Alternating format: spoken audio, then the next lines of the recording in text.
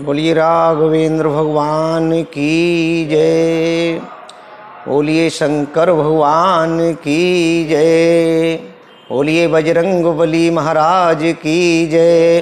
बोलिए परम पूज्य स्वामी खपड़िया बाबा की जय। बोलिए परम पूज्य स्वामी श्री हरिहरानंद जी महाराज की जय।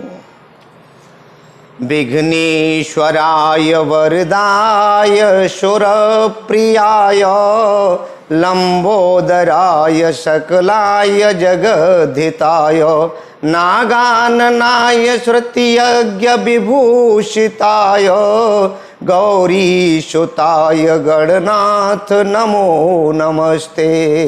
गौरीसुताय गणनाथ नमो नमस्ते।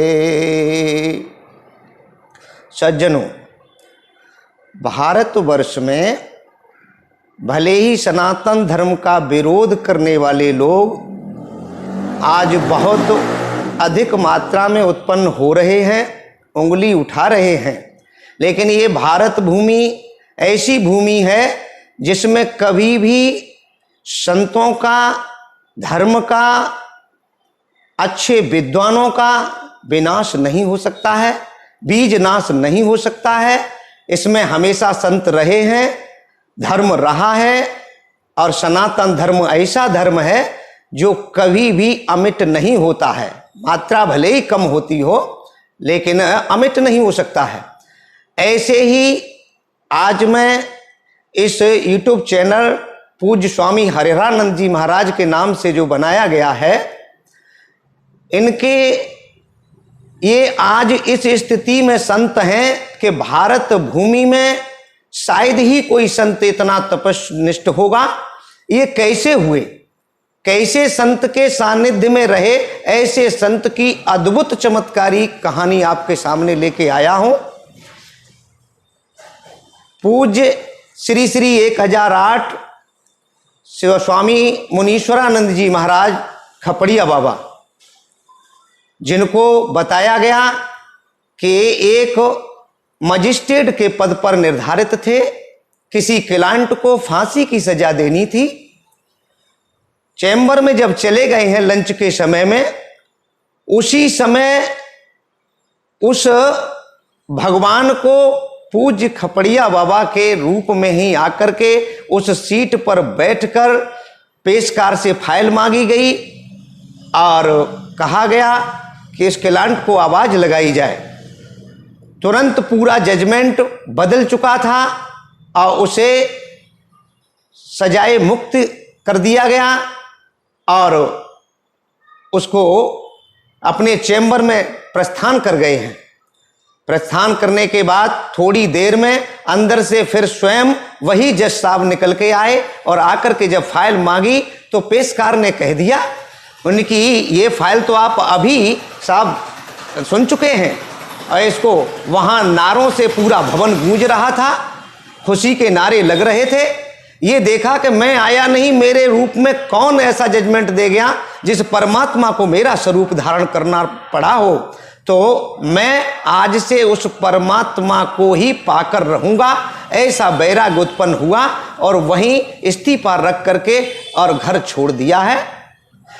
अनुमानित लगाया गया कि भागलपुर बिहार के किसी क्षेत्र के रहने वाले ये संत थे, जिन्होंने संतों के साथ जाकर हिमालय पर 8 वर्ष तक कठोर तपस्या की, जहां हमारे फौज के जवान अंगीठी गले में लटका करके भी अपना जीवन यापन ठीक से करके नीचे नहीं उतर पाते। ऐसे स्थान पर एक लंगोटी से 8 वर्ष तक तपस्या करना कोई साधारण काम नहीं है। सज्जनों, 8 वर्ष के बाद जब लौटे थे तो शरीर की चमड़ी मोटी पड़ी हुई थी, रंग काला पड़ गया था। मैदानी क्षेत्रों में आकर के 20 साल तक किसी भी भवन झोपड़ी में नहीं रहे और उसके बाद 28 साल की कठोर प्रतीक्षा करने के बाद में सनातन धर्म का झंडा बुलंद किया और भगवान नाम संकीर्तन का प्रचार प्रसार प्रारंभ किया है। हरे राम राम राम हरे हरे, हरे कृष्ण कृष्ण कृष्ण हरे हरे। इस महामंत्र का जाप कराना, अखंड संकीर्तन की प्रथा पूज्य खपड़िया बाबा की ही देन है, जो भारतवर्ष में पहले अखंड संकीर्तन नहीं होते थे। कई संत हुए हैं, जैसे हाँ, इस्कॉन संस्था जिनकी चल रही है चैतन्य महाप्रभु की, उन्होंने कीर्तन कराया, लेकिन वह कीर्तन खंडित था, अखंड नहीं थे। 24 घंटे के, 5 दिन के और 15-15 महीने के कीर्तन कई जगह ऐसे महापुरुष ने चलाए। सज्जनों, इनकी जीवनी बहुत ही कठोर तपस्या से भरी हुई है। संस्कार हमारे सनातन धर्म के लोगों को डाले हैं जिन्होंने, और बहुत बड़ी जीवनी पूज्य स्वामी हरेरानंद जी महाराज के द्वारा लिखी हुई है इनकी। उस जीवनी में अनेकों चमत्कारी घटनाएं हैं। चमत्कार दिखाया नहीं, लेकिन चमत्कारी घटनाएं हैं। उन्हीं में से एक घटना आप लोगों के सामने मैं इसलिए प्रस्तुत कर रहा हूं, जो लोग सनातन धर्म पर उंगली उठाते हैं, सनातन धर्म कहते हैं कि कुछ भी नहीं है।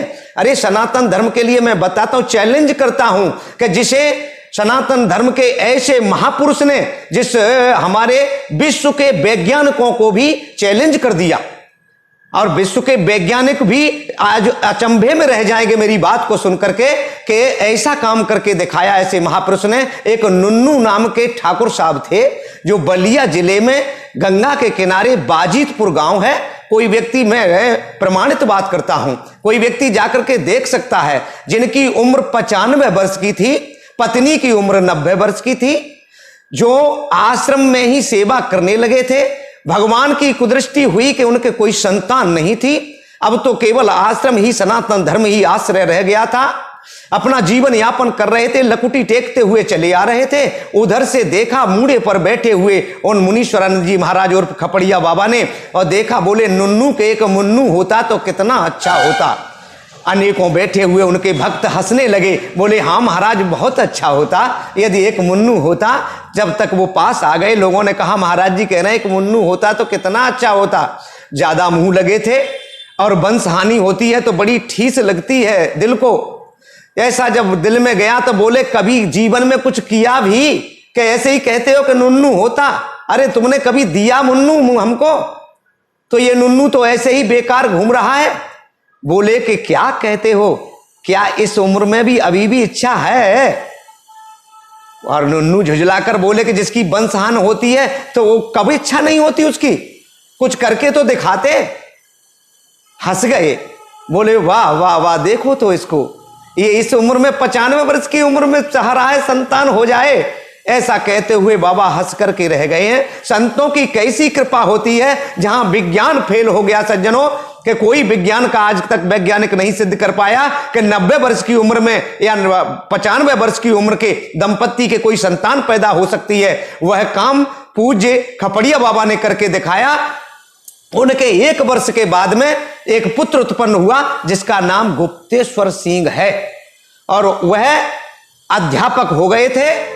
अभी कुछ समय पहले ही अध्यापक से, प्राइमरी के अध्यापक से रिटायरमेंट हुए हैं। कोई व्यक्ति जाकर के देख सकता है। ऐसे महान संत ने सभी के मुंह पर तमाचा मारा है, जो हमारे सनातन धर्म को धिक्कारते हैं, हमारे सनातन धर्म की आलोचना करते हैं। ऐसे हजारों कार्यक्रम, ऐसे हजारों चमत्कार, ऐसे महापुरुषों के हमारे पास हैं।